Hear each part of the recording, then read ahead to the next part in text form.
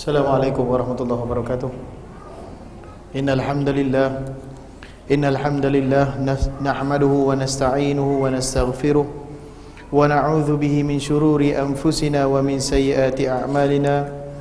May yahdihillahu fala mudilla lahu wa may yudlil falan tajida lahu waliyyan mursyida. Asyhadu an la ilaha illallah wahdahu la syarika lahu wa asyhadu anna Muhammadan abduhu wa rasuluh. Rabbi shrah li sadri wa yassir li amri wahlul 'uqdatam min lisani yafqahu qawli. Amma ba'd. Alhamdulillah, kita sambung lagi kelas pengajian kita, yang mana pada hari ini kita menyambung pengajian fiqhus sunnah yang minggu lepas kita bawa al-iman, jadi minggu ni kita sambung pengajian fiqhus sunnah insya-Allah.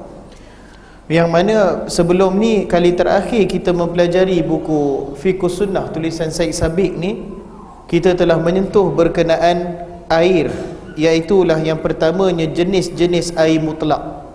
Dan kita sebutkan air mutlak adalah, di antara yang tersenarai sebagai air mutlak adalah air hujan, air cairan salji iaitu air ais, dan juga air embun.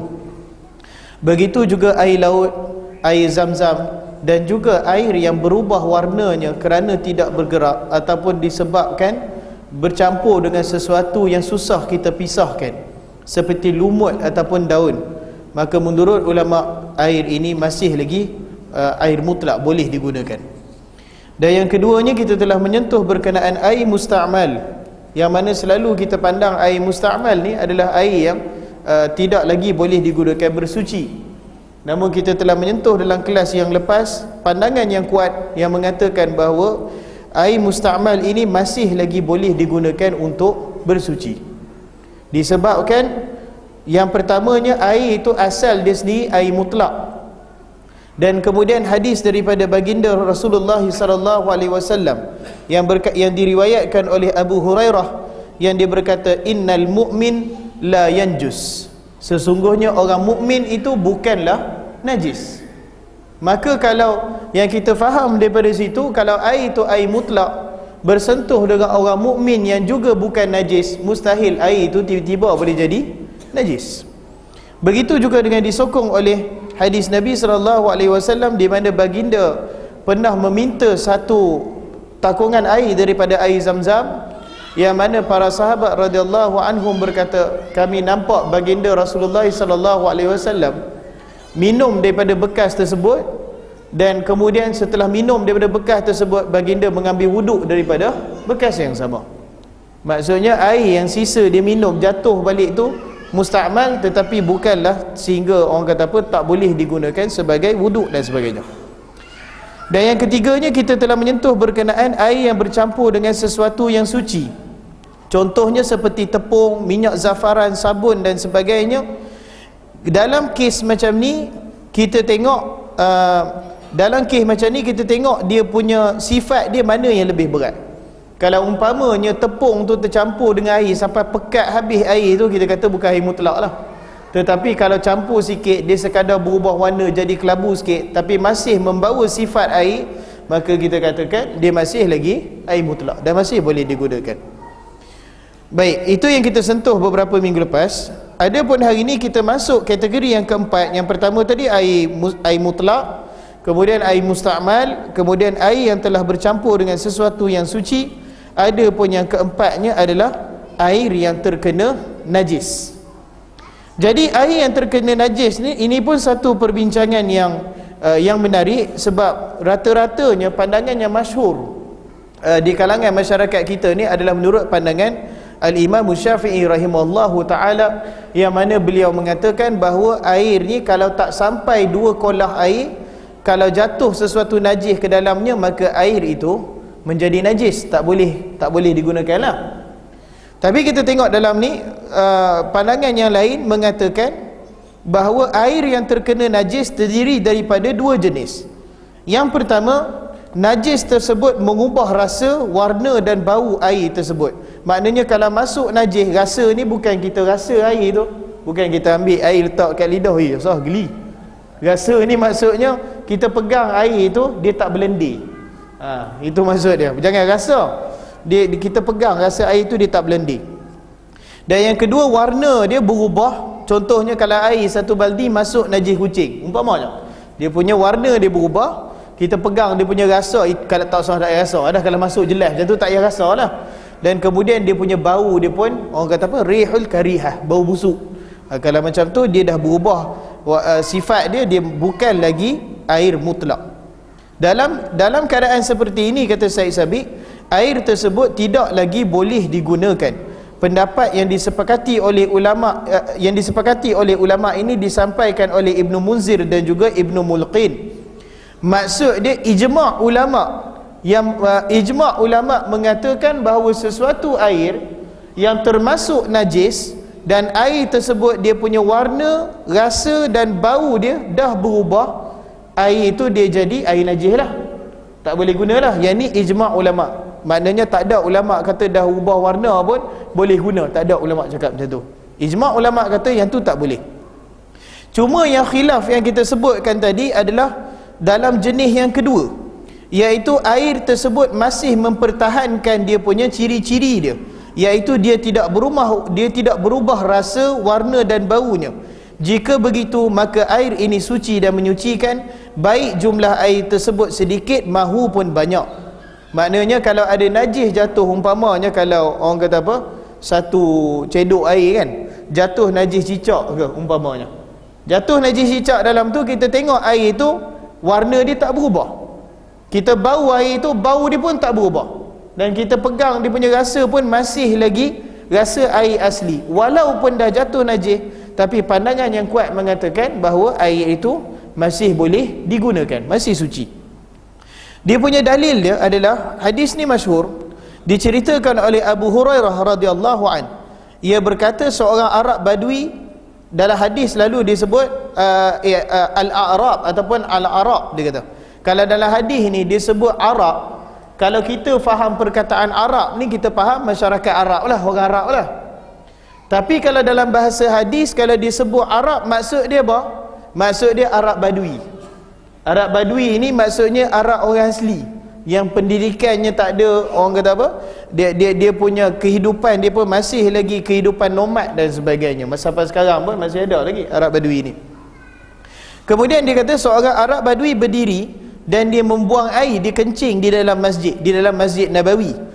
Orang-orang bangkit dan ingin mengajarnya, tetapi Rasulullah SAW bersabda, da'uhu wa ariqu ala bulihi sijlan min ma' aw dhanuban min ma' fa innama bu'ithtum muyassirina wa lam tub'athu mu'assirin. Dia kata biarkanlah dia, maksudnya Nabi SAW kata dia nak kencing tu, biar dia kencing puas-puas. Ini kaedah dakwah Nabi SAW. Biar dia kencing perempuan, tak apa. Kemudian setelah dia selesai buang air, setelah dia selesai kencing tu, Nabi kata ambil satu timba air, jeruh dekat tempat yang dia kencing tu. Yang ni bukan kes kapek lah. Kalau kita kes kapek sekarang kencing satu timba air tak cukup. Tapi pada zaman Nabi SAW, Masjid Nabawi ni kita kata pasir ataupun batu. Jadi dia punya yang kefahaman yang kita boleh ambil daripada situ, kalau satu timba air tu Nabi suruh jeruh dan bau kencing dia tu dah hilang, maka dia dah suci dah. Jadi dia tak perlukan air yang sebegitu banyak, tak perlu. Apa lagi samak tak perlulah kencing orang. Jadi yang kita faham tu, Nabi kata satu timba air. Satu timba air, baginda SAW arahkan jeruh, dah hilang dia punya warna dia, dah hilang dia punya bau dia, maka dah cukup kawasan tu, dah jadi kawasan yang bersih. Jadi dekat sini ulama kata hatta najis orang pun dengan satu gayung air pun dah boleh bersih, menunjukkan bahawa air mutlak tu masih lagi mutlak selagi mana tak berubah warna, bau dan rasa dia. Begitu juga kita tengok dalam ni tak diriwayatkan, ini diriwayatkan oleh Imamul Bukhari. Dalam hadis lain yang mana Imamul Bukhari sendiri meletakkan bab di dalam sahih dia. Sebagaimana kita sebut sebelum-sebelum ni, Sahihul Bukhari ni bukan sekadar satu buku yang mengumpulkan hadis-hadis Nabi SAW, persis sebuah ensiklopedia, bukan. Dia bukan takat tu saja. Tetapi kehebatan Al-Imamul Bukhari adalah bila dia mengumpulkan hadis dia dia nak meletakkan bab hadis yang dia kumpulkan tu, dia akan meletakkan bab tu berdasarkan kefahaman dia ataupun ijtihad dia berdasarkan hadis tadi. Sebab umpamanya saya selalu sebut, kalau kita nak tulis novel, kita nak letak bab dia tak susah, sebab novel tu khayalan. Betul tak? Kita nak letak ikut suka kita lah, nak letak bab 2, contoh apa-apa lah, kita nak letak tajuk tu mudah, sebab perkara tu semua khayal. Tapi kalau kita bawakan hadis Nabi SAW, kita dah kumpulkan hadis Nabi dan kita nak bahagi-bahagikan ikut bab, maka bab yang kita beri itu perlulah sesuai dengan isi kandungan hadis tu. Maka Imam Bukhari meletakkan bab hadis dia berdasarkan apa yang dia faham daripada hadis tu. Sebagai contoh dia, ini bab lain, bukan bab ni. Sebagai contoh dia, Al-Imamul Bukhari dia pernah tak bersetuju dengan pandangan Al-Imam Abu Hanifah, kerana Imam Abu Hanifah berpandangan solat Jumaat tidak boleh didirikan di kawasan luar bandar. Pandangan dia macam tu. Maksudnya kalau nak buat solat Jumaat ni, masjid ni boleh, masjid Negeri Arau boleh, masjid Kangak boleh. Kalau masjid yang jauh-jauh sikit sana, Dun Sanglang sana tu, tak boleh buat kalau ikut Abu Hanifah, sebab dia bukan bandar besar. Jadi Al-Imamul Bukhari bila dia nak membawakan bab hadis dia bawa bab sesiapa yang mengatakan bahawa solat Jumaat tidak boleh didirikan di kawasan luar bandar. Dan kemudian dia membawakan hadis bahawa baginda Rasulullah SAW pernah mendirikan solat Jumaat di kawasan luar bandar. Jadi dia punya bab tu adalah apa yang difaham daripada hadis tu. Sama juga dalam perkara air yang terkena najis ni, sama juga pandangan Al-Imamul Bukhari dia letakkan dalam dia punya tajuk bab dia. Jadi dalam sahih dia letak satu bab bahawa air itu kekal suci selagi mana warna, bau dan rasanya tidak berubah. Tapi yang menariknya, ni nak menunjukkan pemikiran Imamul Bukhari ni cukup mendalam. Yang menariknya, hadis yang dia bawa tu tak ada kena-mengena langsung dengan air. Apa hadis dia bawa? Kalau kita ni, fikiran kita ni, sekali kita tengok hadis tu, kita tak faham dia ni nak cakap apa kan. Dia bawa hadis bahawa baginda Nabi SAW bersabda, darah orang yang mati syahid adalah seharum kasturi di sisi Allah di padang mahsyar kelak. Darah orang yang mati syahid seharum, sewangi kasturi di sisi Allah ketika dia bangkit daripada kubur nanti, darah dia bau kasturi.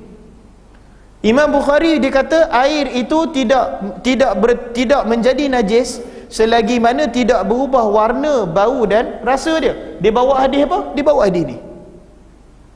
Jadi apa yang dia nak cakap sebenarnya? Kata Ibnu Hajar Al-Asqalani dalam menjelaskan hadis ni, Imam Bukhari kata secara jelas dekat dunia ni kita faham yang najis tu darah tu najis ke tak najis? Darah najis, betul tak?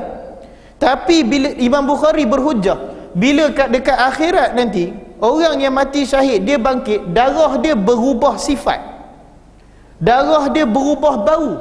Daripada warna merah tu dia jadi jernih, daripada bau hanyir darah tu dia jadi seharum kasturi.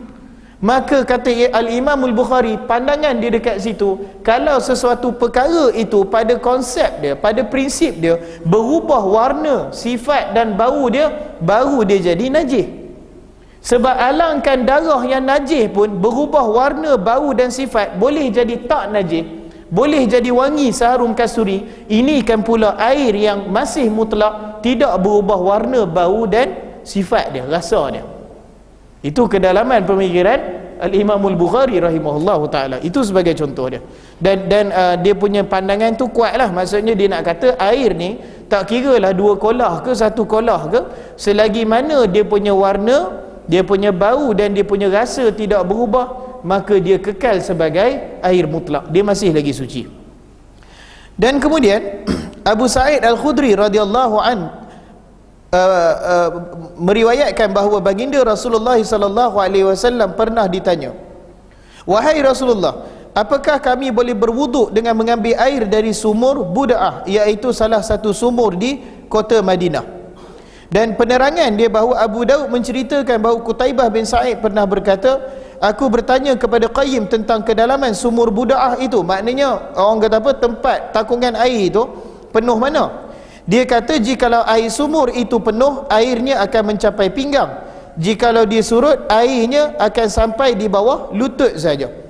Dan Abu Daud berkata, aku pernah mengukur kedalaman sumur Buda'ah dengan selendangku. Aku lebarkan selendangku dan ku tahu panjangnya cuma sekadar 6 depa. Dan aku bertanya, adakah penjaga kebun boleh masuk ke dalam sumur? Apakah ada perubahan dari sumur yang dahulu? Dia kata tidak ada perubahan. Aku lihat airnya keruh dan warnanya berubah. Maksudnya dia nak cakap kat sini, takungan air tu bila dia surut, dia cuma sampai dekat bawah lutut saja. Jadi sahabat tanya kepada Nabi SAW, boleh tak mereka ambil wuduk daripada takungan tu? Sedangkan takungan tu dia punya air dia sikit. Kalau dia surut tu cuma dekat bawah lutut, paling tinggi pun kat pinggang je lah, tak ada lah banyak mana pun air dia. Jadi mereka tanya, boleh tak ambil wuduk daripada situ? Baginda SAW bersabda, al-ma'u tahurun la yunajjisuhu syai'un. Dia kata air tersebut adalah suci dan menyucikan, tidak ada sesuatu yang boleh membuatnya najis. Maknanya selagi mana segala perkara yang masuk ke dalam air tu tidak merubah warna, bau dan rasa dia, dia masih lagi mutlak. Jadi kalau gitu timbul pandangan, timbul pertanyaan, orang tanya, ustaz, kalau gitu mana yang Imam Syafi'i dapat hadis berkenaan, dapat pandangan berkenaan air 2 kolah tadi tu? Sebab masyhur, memang selalu kita dengar macam tu lah. Itu yang saya cerita tu, ada orang yang saya pernah pergi majlis, dia kebetulan masa majlis tu air tak banyak, dia ambil lah satu besen besar tu. Lepas tu bila dia ambil satu besen besar tu, saya nampak dia ambil wuduk, dia cuba lari daripada besen tu, tak bagi air masuk dalam besen lah, sebab takut jadi mustakmal tu, bukan najis, mustakmal. Maka dia ambil wuduk dia sembah ke muka dia, adalah nampak juga air 3-4 titik menitik dalam besen, habis satu besen tu dia buang. Ini tak perlu, sebab Nabi SAW melarang pembaziran air, tak boleh. Jadi kata Said Sabiq, pendapat ini didukung oleh Ibnu Abbas, Abu Hurairah, Hasan Al-Basri, Ibnu Musayyib, iaitu Sa'id Ibnu Musayyib, menantu kepada Abu Hurairah. Ikrimah ni adalah maula Ibnu Abbas. Maula ni kalau kita tengok dalam bahasa hadis, maula ni maksud dia adalah hamba suruhan yang telah dibebaskan. Sebagai contoh, Ikrimah maula Ibnu Abbas. Ikrimah maula Ibnu Abbas. Maksud dia, Ikrimah ni dulunya dia ni adalah hamba Ibnu Abbas. Masa tu ada zaman perhambaan, sekarang tak ada lah dah. Tapi dia tu dulunya hamba Ibnu Abbas, dan kemudian Ibnu Abbas bebaskan dia. Ibnu Abbas berikan kemerdekaan kepada dia. Tapi disebabkan guru dia ni orang hebat, orang alim, walaupun Ibnu Abbas dah berikan kebebasan pada dia, dia kata dah bebas kot, aku nak duduk dengan guru jugalah, nak duduk dengan Ibnu Abbas juga, sebab seronok duduk dengan orang alim. Yang tu kita panggil maula. Sama juga seperti Nafi' maula Ibni Umar. Ibnu Umar ni siapa dia? Abdullah bin Umar Al-Khattab radhiyallahu anhuma. Dia pun ada maula juga. Maula dia nama Nafi'. Dan Nafi' ni asalnya sama juga, hamba Ibnu Umar, kemudian dia bebaskan. Tapi dia kata walaupun dah dibebaskan oleh Ibnu Umar, dia nak duduk juga dengan Ibnu Umar. Sebab apa? Sebab Ibnu Umar ni sahabat yang alim. Jadi nak menuntut ilmu tu duduk juga dengan Ibnu Umar. Maka digelar sebagai maula Ibnu Umar. Dan anak murid Nafi' maula kepada Ibnu Umar tidak lain dan tidak bukan adalah Imam Malik rahimahullahu taala. Dan anak murid kepada Imam Malik rahimahullahu taala tidak lain dan tidak bukan adalah Imam Syafi'i rahimahullahu ta'ala. Dan anak murid kepada Imam Syafi'i adalah Ahmad Ibnu Hanbal. Dan anak murid kepada Ahmad Ibnu Hanbal adalah Imamul Bukhari, Imam Muslim dan Imam Tirmizi. Dan begitulah seterusnya. Kalau nak main anak murid tu sampai isyak habis itu. Tapi nak tunjuk mereka ni ada kaitan, mereka saling berjumpa, itu saja. Kemudian kata Al-Imam Al-Ghazali rahimahullahu ta'ala, dia kata, ini yang bab kita kata khilaf tadi tu, aku menginginkan mazhab Imam Syafi'i di dalam persoalan air sama dengan mazhab Imam Malik. Maksud dia apa? Maksud dia Imam Syafi'i saja yang berseorangan yang berpandangan bahawa kalau najis jatuh ke dalam satu takungan air, dan najis tu air tu tak sampai 2 kolah, walaupun tak berubah warna, rasa dan bau, tapi air tu dah jadi air najis. Imam Syafi'i seorang saja yang berpandangan sedemikian. Dan pandangan dia tu, walaupun di dalam buku ni Syed Sabiq kata hadis yang Imam Syafi'i berpegang, iaitu hadis jikalau air sudah mencapai 2 kolah maka ia tidak akan menjadi najis, dia tak akan jadi air yang najis. Ada hadis dia. Dan Syed Sabiq mengatakan, yang ni belik sikit, Syed Sabiq mengatakan bahawa hadis di atas adalah hadis yang diragukan sanad dan matan dia. Dan inilah di antara beberapa perkara yang Allahyarham Syekh Al-Albani tidak berapa bersetuju dengan Syed Sabiq.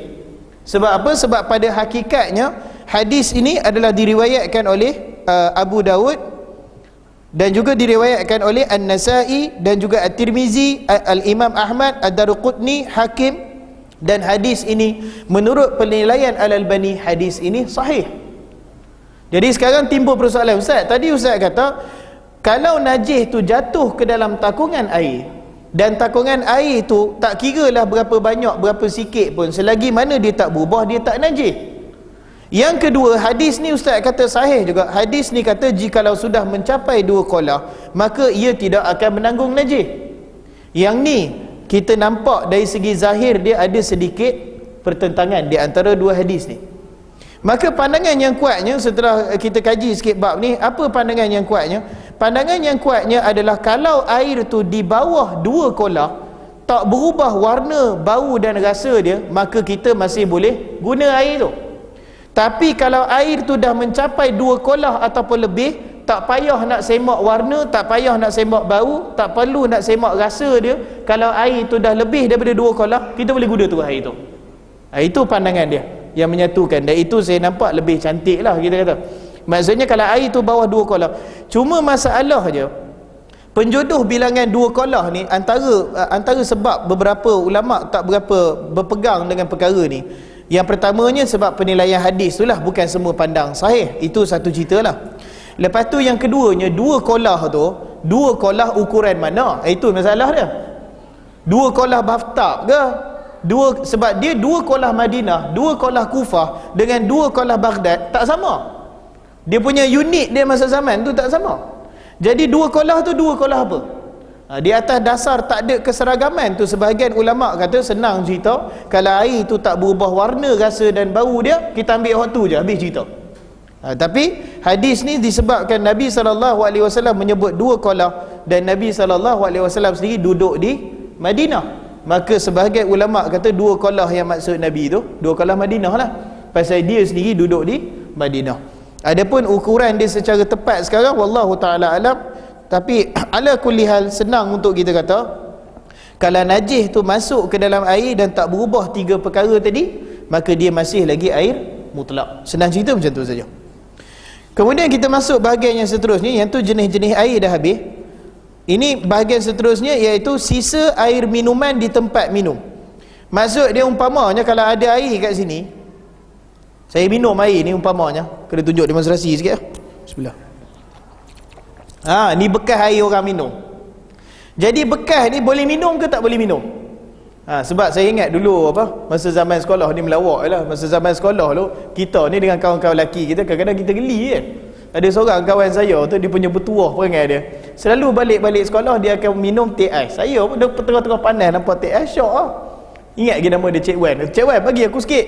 Dihisap sikit air tu, lepas tu dilepas balik dalam gelas. Tapi masalahnya lepas tu dia sendiri geli nak minum. Ini memang jahat punya perangai. Jadi sisa air minuman manusia ni boleh minum ke tak boleh minum? Itu dia punya isu dia. Status hukum sisa air minuman manusia adalah suci, baik orang itu muslim, kafir, berjunub ataupun masih dalam keadaan haid. Sebab apa? Sebab yang najis tu, sebab firman Allah Subhanahu Wa Taala, sesungguhnya orang-orang musyrik itu adalah najis. Najis yang Allah maksudkan sini, sebagaimana kita sentuh awal kelas dulu, najis ini adalah najis ma'nawiyah, najis secara makna dia. Sama seperti Abu Hurairah, bila dia nampak Nabi daripada jauh, dia tak mau pi kat Nabi. Bila Nabi jumpa dia, Nabi kata, "Wai hang lari." Dia kata pada Nabi SAW, masa aku jumpa tuan tadi tu, aku tengah berjunub. Jadi Nabi itu yang hadis kita baca tadi, sesungguhnya muslim, orang mukmin itu bukanlah najis. Maksudnya yang kita faham situ najis tu adalah keadaan junub tu, bukan badan dia, bukan peluh dia, bukan badan dia, tapi keadaan dia berjunub tu tidak boleh pergi solat dalam keadaan hukum najis secara maknawi. Sama seperti arak, yang ni pun kita akan sentuh, tapi sama seperti arak. Arak ni najis secara hissi ke ataupun secara maknawi? Arak ni najis secara maknawi. Sebab pegang arak tu tidak ada sebarang hadis yang kata bila pegang arak tu najis. Tetapi dia jadi najis bila kita minum dia. Yang tu boleh jadi najis. Maksudnya dia adalah najis maknawi, bukan najis hissi. Begitu juga dengan orang musyrik. Kalau kita tengok, yang dimaksudkan yakni mereka ini najis, kata Syed Sabiq, dari sisi akidah mereka yang batil dan ketidakpedulian mereka terhadap kotoran dan najis, bukan bererti badan mereka najis.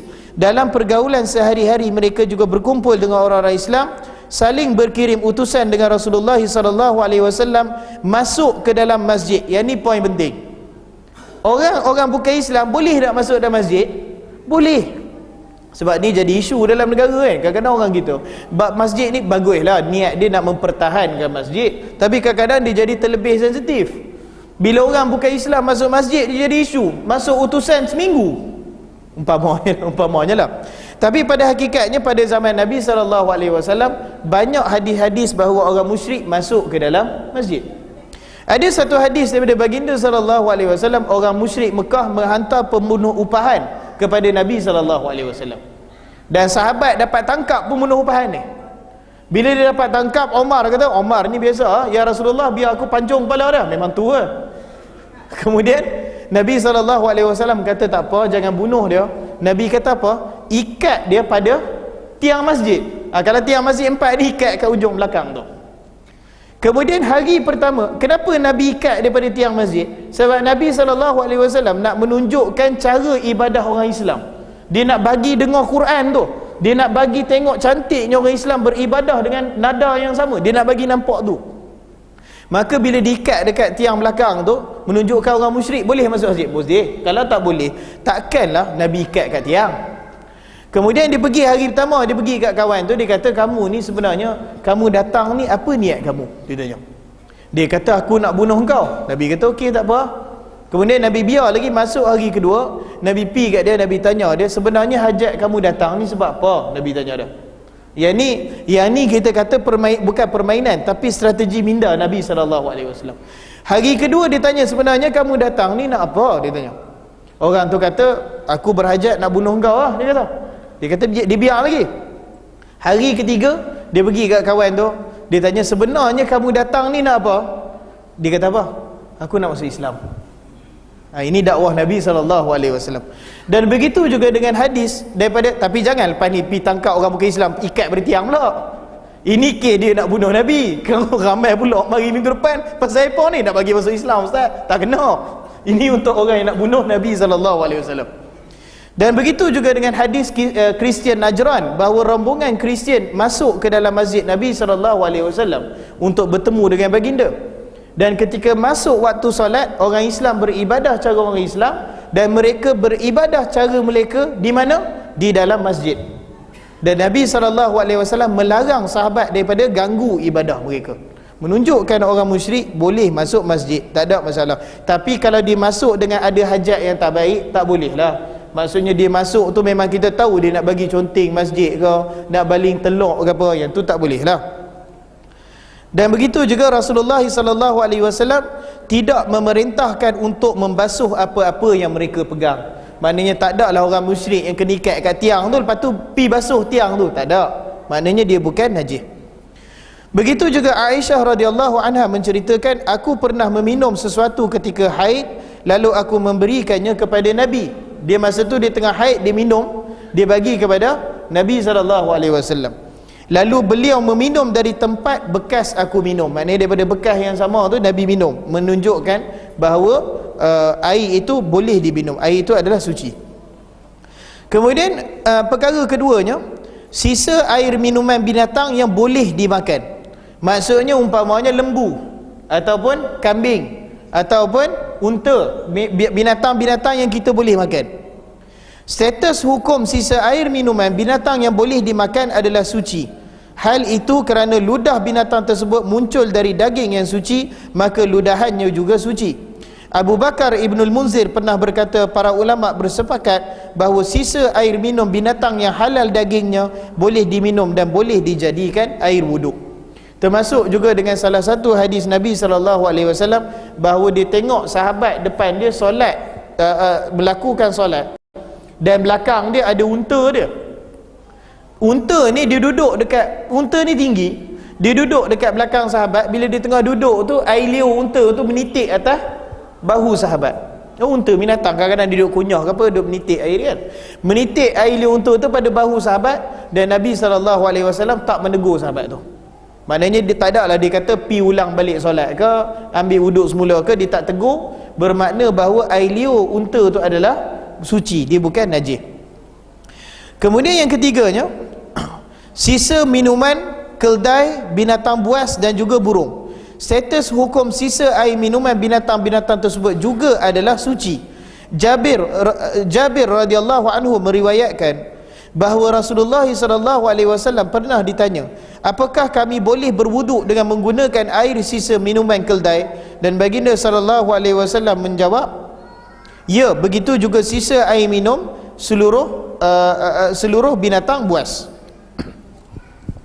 Baihaqi mengatakan bahawa sanad hadis di atas saling menguatkan. Maknanya ada banyak jalan dia.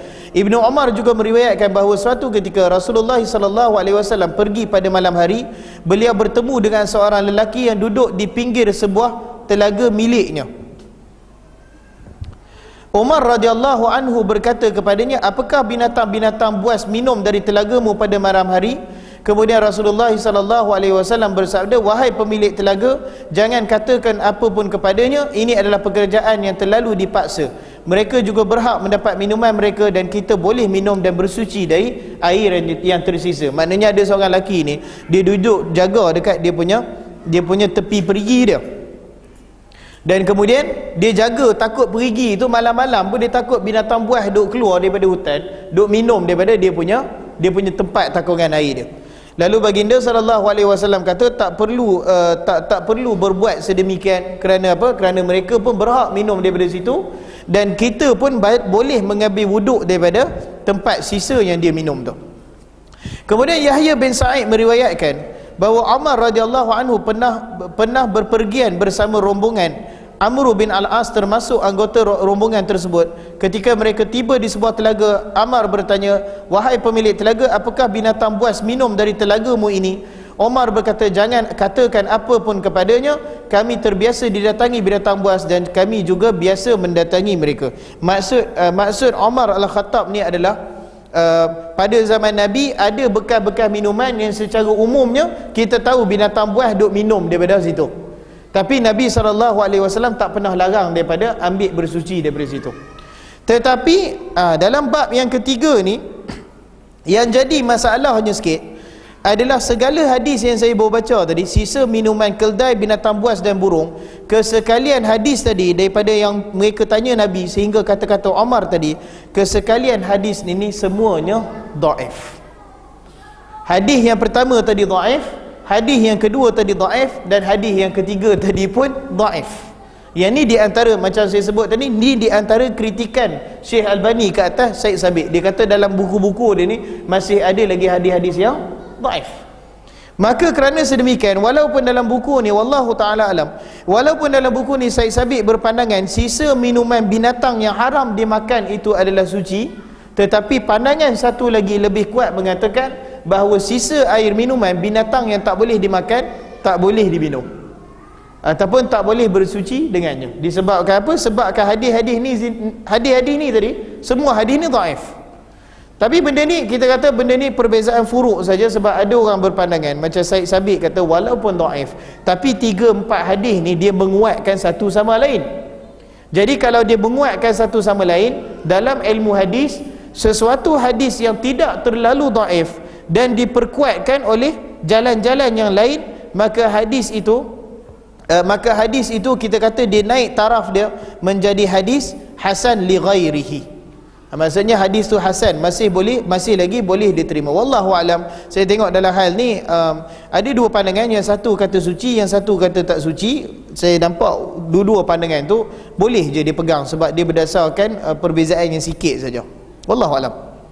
Kemudian yang seterusnya, sisa air minuman kucing. Yang ni memang ada hadis yang sahih, hadis yang jelas bahawa status hukuman air minuman kucing adalah suci. Di dalam sebuah hadis diceritakan bahawa Kabsyah binti Ka'ab yang menjadi pelayan Abu Qatadah didatangi oleh Abu Qatadah. Kabsyah menyiapkan air untuk berwuduk untuknya, tiba-tiba ada seekor kucing datang, dia minum daripada air tersebut. Kemudian dia kata, setelah itu Abu Qatadah memberikan air itu kepadaku agar aku meminumnya. Ia melihat aku meminum air tersebut, maknanya dia dah sedia nak ambil wuduk. Kemudian ada mai kucing duk jilat daripada air tu. Lepas tu Abu Qatadah, iaitu sahabat Nabi SAW, diceduk air itu, dia ambil, dia bagi dekat Kabsyah ni untuk minum. Jadi yang dia ni bila dia dapat air yang bekas minum kucing tu, dia heran lah, sebab dia rasa macam najis. Hadis ni menguatkan lagi pandangan bahawa binatang liar bekas minuman dia adalah apa? Najis. Sebab Kabsyah tu bila Abu Qatadah bagi, dia heran, dia rasa pelik. Menunjukkan sebab kucing pun di antara binatang yang tak boleh makan kan. Jadi bila Abu Qatadah bagi kat dia, dia rasa pelik. Abu Qatadah kata, kenapa kamu hairan? Adakah kamu hairan kerana aku suruh kamu minum daripada bekas ni? Aku berkata ya. Abu Qatadah berkata, sesungguhnya Rasulullah SAW pernah bersabda, kucing itu tidak najis, ia termasuk binatang yang berkeliaran di antara kalian. Maksud dia, kalau binatang lain macam harimau ke, anjing lagi lah pula saya cerita lah, umpamanya macam harimau ke, singa ke, binatang liar yang dia minum daripada bekas minuman tu jadi najis. Tetapi tidak bagi kucing. Yang ni dia jadi hukum khas lah, kita kata tidak bagi kucing, kerana Nabi SAW barangkali dalam di antara tanda syariat Islam ni adalah syariat Islam ni dia tidak mahu menyusahkan umat dia. Dia tak mahu susahkan umat dia. Jadi disebabkan Nabi sebut tadi, kucing ni duk selalu berkeliaran di antara kita. Jadi kalau minuman kucing itulah, barangkali kalau Nabi SAW mencegah daripada minum minuman kucing, susah lah dia kata, sebab dah lah banyak, betul tak? Jadi benda tu jadi menyusahkan. Ada pun yang kelima, sisa air minuman anjing dan juga khinzir. Ditulis kat sini babi, tu bisa baca khinzir ya, takut bunyi kasar. Status hukum sisa air minuman anjing dan khinzir adalah najis dan harus dijauhkan. Abu Hurairah radhiyallahu anhu meriwayatkan bahawa Rasulullah SAW bersabda, "Idza syaribal kalbu fi ina'i ahadikum falyaghsilhu sab'an." Jika ada seekor anjing minum dari tempat minuman salah seorang daripada kalian, maka hendaklah dia mencucinya sebanyak 7 kali, dan dalam lafaz yang lain, yang pertama basuhannya dengan air tanah. Yang ni kita panggil sekarang samak lah. Dan kemudian Said Sabit tulis dekat sini, dia punya tulisan ni tak panjang, dia cuma sebut ada pun faktor yang menyebabkan sisa air minuman khinzir adalah najis, kerana najis termasuk binatang yang kotor dan haram dimakan. Jadi dalam isu ni memang kalau sebahagian daripada Syafi'iyah, mereka mengkiaskan khinzir dengan anjing. Mereka kata kalau anjing pun dah dia punya jilatan dia tu kena samak, tak boleh minum. Wal khinzir aqbah minal kilab. Dan khinzir ni adalah lebih huduh lagi daripada anjing, dengan hidung dia, dengan badan dia gitu raya kan. Dah lah khinzir ni dia punya sifat istimewa, bukanlah istimewa, sifat kekurangan lah. Dia tidak khinzir ni adalah binatang yang tidak berpeluh. Dia tak peluh khinzir ni. Jadi yang toksik yang dia makan tu memang masuk dalam daging dia. Dan kemudian orang kata apa? Yang keduanya dah lah toksik tu dia tak buang. Khinzir ni pula bagi makan apa, dia tibai belaka. Hatta orang pun dia tibai. Kalau bangkai apa, jenazah orang pun dia tibai, bangkai pun dia tibai. Khinzir ni dia makan semua benda. Maka disebabkan sedemikian, sebilangan daripada golongan Syafi'iyah memang mengkiaskan di antara babi, mereka kiaskan dengan anjing. Tapi wallahu ta'ala alam, pandangan yang saya nampak lebih cantik, lebih tepat adalah babi masih haram dimakan. Bukan nak kata boleh makan, tak boleh makan, haram. Tetapi sebagaimana kata Imam Malik rahimahullahu ta'ala, babi bukan Dia najis tapi dia bukan najis yang perlu disamak. Sebab apa? Sebab kias ni kita gunakan untuk perkara yang tak ada dalil. Kita gunakan mengkiaskan dengan perkara yang ada dalil, baru dia kena. Sebagai umpamanya rokok, rokok zaman Nabi tak ada rokok ni. Jadi kalau kita nak cari hukum rokok ni, kita kiaskan dengan apa yang ada zaman Nabi SAW. Jadi kalau arak umpamanya, kesan minum arak yang berlebihan boleh mati, rosak perut dan sebagainya.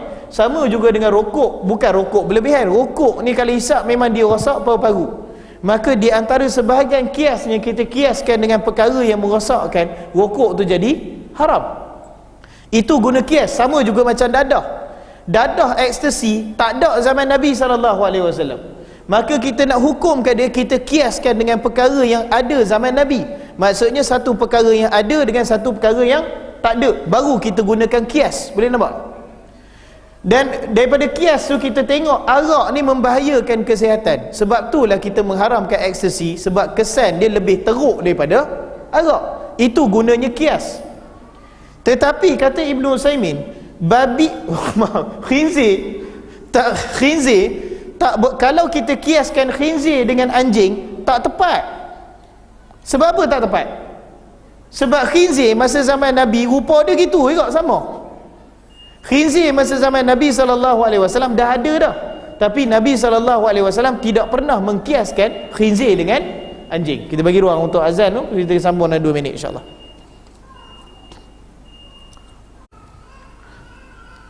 Maka kita sambung sikit perbincangan tadi. Maka kerana sedemikian, pandangan yang lebih kuat adalah mengatakan bahawa khinzir walaupun masih lagi haram dimakan. Bukannya bila kita kata khinzir ni bukan najis, kita boleh makan. Sebab pengharaman khinzir itu jelas disebut dalam Quran.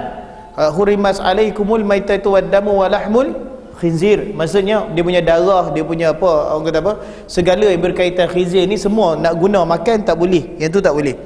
Tetapi dari segi kalau khinzir itu minum daripada bekas minuman ataupun minum daripada bekas tangkungan, adakah bekas tangkungan itu menjadi najis? Pandangan yang kuatnya mengatakan adalah dia bukan najis. Tapi ini dari segi hukum. Dari segi lalu tak lalu lain cerita. Kalau umpamanya kalau kita sesat dalam hutan, dia nampak oing datang 2 ekor kan, kita dah raga, dia datang 2 ekor minum daripada satu bekas air bertakung. Kita tengok, ui geli aku nak minum, tak apalah, tak payah minum. Dia tak ada masalah benda ni. Sama macam kalau kita bincang bab binatang sembelihan lah. Umpamanya gajah halal ke tak halal? Halal, tak ada masalah.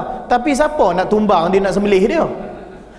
Dari segi hukum lain cerita, dari segi practicality nak makan tu, itu cerita lain. Sama juga dengan khinzir ni, Nabi SAW tidak pernah menghukumkan yang khinzir itu adalah najis. Tak ada satu hadis yang sebut najis. Iyalah kita geli, saya faham kita geli, tapi dari segi hukumnya tidak ada hadis yang mengatakan bahawa ianya najis. Tetapi memakannya adalah haram. Memakan lemaknya adalah haram. Memakan tulangnya dan sebagainya adalah haram. Cuma saja dia bukan najis menurut pandangan yang kuatlah. Wallahu taala alam. Ada pun berkaitan dengan anjing, jilatan anjing ni menurut pandangan yang masyhur adalah anjing itu sendiri adalah najis. Disebabkan dia punya jilatan tu najis. Dan anjing ni dia punya tabiat dia adalah dia suka jilat badan dia sendiri. Dia suka jilat dia punya bulu dia. Jadi kalau bulu dia dalam keadaan basah, umpamanya kita pergi pegang dia, maka dia jadi najis lah. Dia kena, orang kata apa, menurut pandangan yang masyhur, kena samak lah. Disebabkan dia jilat bulu dia tu, bulu dia pun dah jadi najis. Tetapi dalam masa yang sama juga, macam baru ni ada isu orang selamatkan anjing kena langgar kan. Najis ni kalau pegang dia tak berdosa. Kalau pegang najis ni berdosa. Setiap kali orang rumah kita basuh anak kita buang najis dalam pampers, setiap kali tu dia berdosa. Mana boleh cakap macam tu? Pegang najis ni tak berdosa, tapi jijik dan perlu dibasuh lah, dan tak boleh dibawa solat. Sama juga dengan najis sedemikian yang telah kita sentuh. Dan insya-Allah 2 minggu lagi, minggu depan kita masuk al-iman, minggu setelah tu kita akan masuk bab yang baru, iaitu bab najis. Apa dia? Jenis-jenis najis dan sebagainya. Wallahu taala alam. Saya rasa untuk malam ni ini saja perkongsian kita. Ada apa-apa sebarang soalan sebelum kita solat isyak insya-Allah? Ya. Oh, soalan yang baik. Yang ni memang kita akan masuk dalam bab najis, kita akan masuk perbincangan. Tapi air kencing unta menurut pandangan yang kuatnya bukan najis. Ada pandangan kecil yang kata najis, tapi pandangan yang umumnya sebab ada hadis dalam ni bahawa ada satu kabilah tu dia kena penyakit, dia sakit perut, angin duk masuk angin semua, maka Nabi SAW ambil air kencing unta dengan susu tu bagi mereka minum, dan mereka baik daripada minuman tu, menunjukkan bahawa kencing unta tu bukan najis. Cuma saja ada sebahagian orang yang memandang bahawa hadis ni adalah khusus bagi Nabi SAW. Ada yang pandang macam tu. Tapi saya sendiri berpandangan dia bukan khusus, sebab tidak ada sebarang indikasi daripada ulama yang mengatakan hadis ini khusus. Tambahan lagi, pandangan yang mengatakan hadis ini khusus disebabkan ada satu kes dekat Mesir dulu, ada buat tak silap berapa orang tau, mereka ni nak minum perubatan cara Nabi, mereka minum kencing unta, meninggal dunia semua. Jadi ada orang kata, tengok minum kencing, dia minum kencing kuda tu meninggal dunia. Tapi hujahnya saya pandang, kita ni kalau roti reput kita pergi makan pun boleh mati, bukan kencing unta je. Jadi bukan disebabkan kencing unta tu, mungkin cara dia nak ambil kencing unta tu, sebab dia kencing unta ni bila kita ambil itu dalam tempoh 20 minit je kita boleh minum. Kalau contohnya kita ambil, kita biar setengah jam ataupun sejam, kita kumpul orang baru minum, dia jadi racun. Dia kena minum dalam tempoh 20 minit. Dalam tempoh 20 minit ambil tu boleh. Barangkali itulah maksud dia. Dan begitu juga kajian yang dilakukan oleh industri-industri Islam menunjukkan bahawa kencing unta ni dia adalah campuran herba-herba yang dimakan. Sebab unta ni dia tak makan benda kotor, dia makan pokok-pokok, dia makan herba-herba, dan disebabkan sedemikian buangan dia tu adalah herba-herba. Itu yang Nabi bagi minum tu. Itu pandangan yang lebih kuat. Saya pun lebih setuju dengan pandangan tu. Jadi dia bukan najis. Sama macam kita baca tadi, kencing binatang-binatang yang boleh dimakan bukan najis. Malahan salah satu hadis Nabi SAW, insya-Allah hari Ahad ni ada sebut, ada saya cakap kursus ruqyah. Salah satu hadisnya panjang, tapi salah satu daripada hadis Nabi SAW, Nabi tak bagi istinja dengan tulang, dan juga ada hadis lain dia tak bagi istinja dengan tulang sebab dia kata tulang ini adalah makanan saudara kamu. Siapa ada? Jin. Dan juga ada hadis lain yang menyebut bahawa antara makanan jin juga adalah sisa buangan binatang yang boleh dimakan. Contohnya sisa buangan unta, sisa buangan lembu. Maka sisa buangan tu walaupun kita gelar najis, tapi pada hakikatnya dia bukan najis. Kalau ada dekat tepi tu kita boleh solat kat tu. Lalu tak lalu lain cerita. Tapi dari segi hukum boleh. Wallahu a'lam. Ada soalan lain? Ya. Assalamualaikum.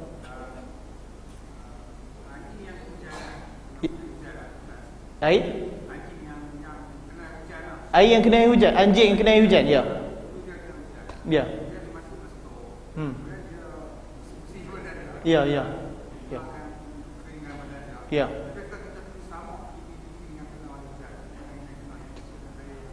Kita samak kalau kita nak solat kat situ je. Boleh nampak tak? Kalau kawasan tu kawasan luar rumah, kawasan store dan sebagainya, kita tak perlu samak.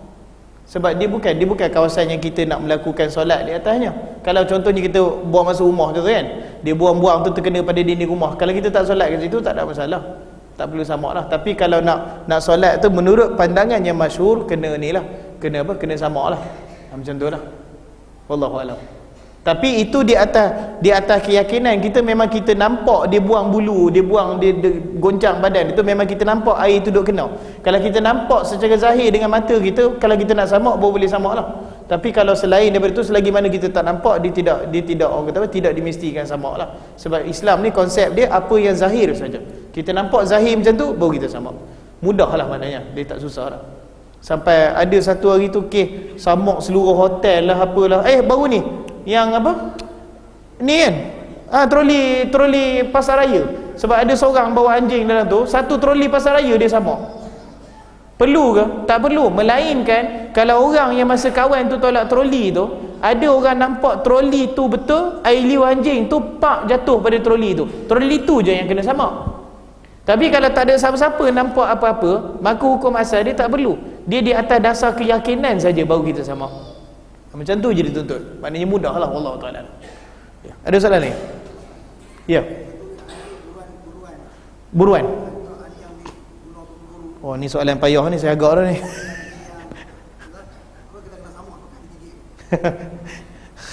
Soalan ni 2 kali, ni kali kedua dah orang tanya. Jawapan cuba, saya tak apa suka bawa sebab dia bercanggahan dengan pegangan masyhur macam tu lah. Tapi yang pandangan tuan tu memang Imam Malik orang pertama yang pernah menyoalkan perkara tu. Dia kata kenapa anjing ni kalau dijilat bulu dia hampa kata najis, dia kata. Sedangkan kalau kita gunakan dia sebagai binatang buruan, dia pergi gonggong itik, dia bawa kat kita, itik tu tak payah samak makan. Maka dia kata gigitannya dimakan tetapi jilatan dia disamak, tak munasabah, dia kata. Sebab tu pandangan Imam Malik, wallahu ta'ala alam, ni bergantung masing-masing, tapi pandangan Imam Malik, hadis yang Nabi sebut tu memang secara khusus menyebut bekas minuman saja. Sebab tu Imam Malik bin Anas berpandangan yang memang Nabi minta adalah kalau dia dijilat bekas minuman sahaja, dan perkara tu pada pandangan dia adalah ta'abbud, perkara tu adalah berkaitan ibadah. Kenapa kita buang angin kena ulang wuduk? Sebab wuduk tu ibadah, dia tak ada kena mengena sebenarnya. Kenapa kalau makan daging unta perlu ulangi wuduk? Sebab dia ibadah, dia ta'abbud. Sama juga dengan pandangan Imam Malik, kalau anjing jilat bekas minuman dia adalah ta'abbud. Dan hujah dia diperkuatkan lagi, kalau umpamanya ada satu najis, contoh atas meja ni kan, kita jeruh, najis tu dah hilang. Contohnya najis kucing umpamanya, najis tu dah hilang, dia punya warna dah hilang, dia punya bau dah hilang, dia punya rasa dah hilang, maka meja ni dah jadi bersih. Tapi kenapa kalau samak Nabi SAW suruh 7 kali? Jadi hujah Imam Malik 7 kali itu menunjukkan bahawa perkara itu adalah ta'abbud, perkara itu adalah ibadah. Bukan dari segi akal kita memang tak boleh terima, dia kata, tapi dari segi ibadah dah Nabi SAW minta macam tu, kita buat macam tu saja. Suatu pada pandangan dia, kalau jilat bekas minuman sahaja perlu disamak, adapun selainnya tak perlu. Hujahnya pun kuat sebab Quran kata bila dia gigit makanan tu kita boleh makan, tak payah samak, maka kenapa kita kena samak? Ini pandangan Imam Malik rahimahullahu ta'ala, walaupun bercanggah dari segi masyhur, tapi jawapan dia dalam menyatukan Quran dengan hadis tu lebih kemas lah, lebih cantik lah. Wallahu ta'ala. Ya, ada soalan? Tak ada dah? Okey, tak ada. Kan bagi keluar soalan lagi payah kan, pening. Wassallallahu ala Muhammadin wa ala alihi wasahbihi wasallam. Assalamualaikum warahmatullahi wabarakatuh.